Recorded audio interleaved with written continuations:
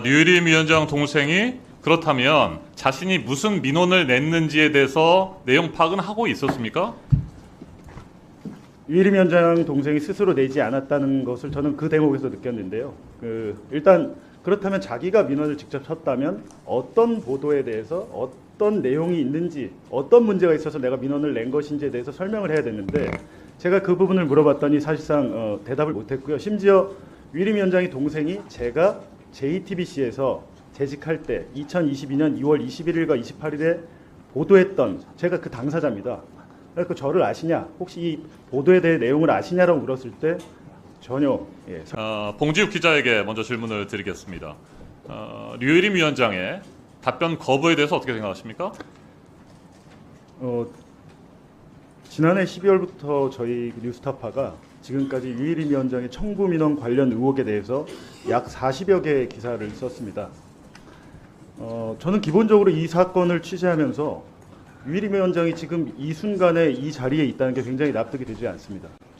이명박 박근혜 정권 때도 어느 정도 그 책임 있는 자리에 권력에 있는 기관장께서 비리 의혹에 휩싸이면 책임을 지고 사퇴하거나 아니면 청와대나 대통령실에서 당연히 경질을 할 줄 알았는데, 오히려 그 반대 상황이 있었고, 심지어 최근에 보니까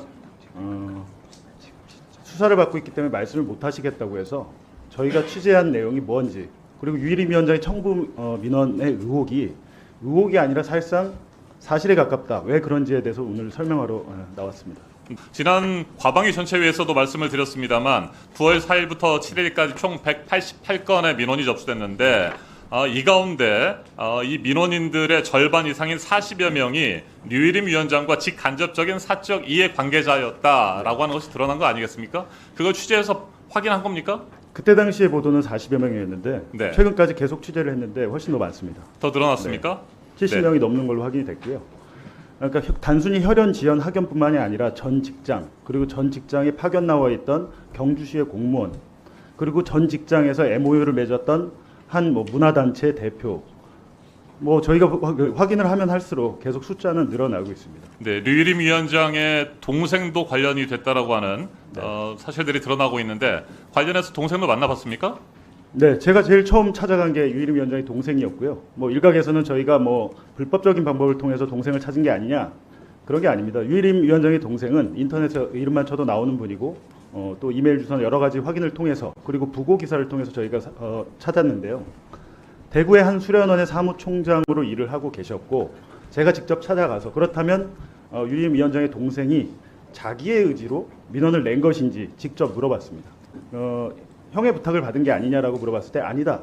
그렇다면 형의 후배, 지금 방금 보셨듯이 형의 후배가 나에게 형을 도와주자는 취지로 민원을 내달라고 부탁을 했다고 했잖아요.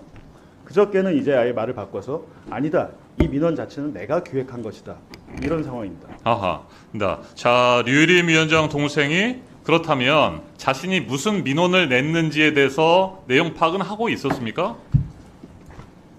유일임 위원장 동생이 스스로 내지 않았다는 것을 저는 그 대목에서 느꼈는데요. 일단 그렇다면 자기가 민원을 직접 쳤다면 어떤 보도에 대해서 어떤 내용이 있는지, 어떤 문제가 있어서 내가 민원을 낸 것인지에 대해서 설명을 해야 되는데, 제가 그 부분을 물어봤더니 사실상 대답을 못했고요. 심지어 유일임 위원장의 동생이 제가 JTBC에서 재직할 때 2022년 2월 21일과 28일에 보도했던, 제가 그 당사자입니다. 그러니까 저를 아시냐, 혹시 이 보도에 대해 내용을 아시냐라고 물었을 때 전혀 설명을 못했습니다.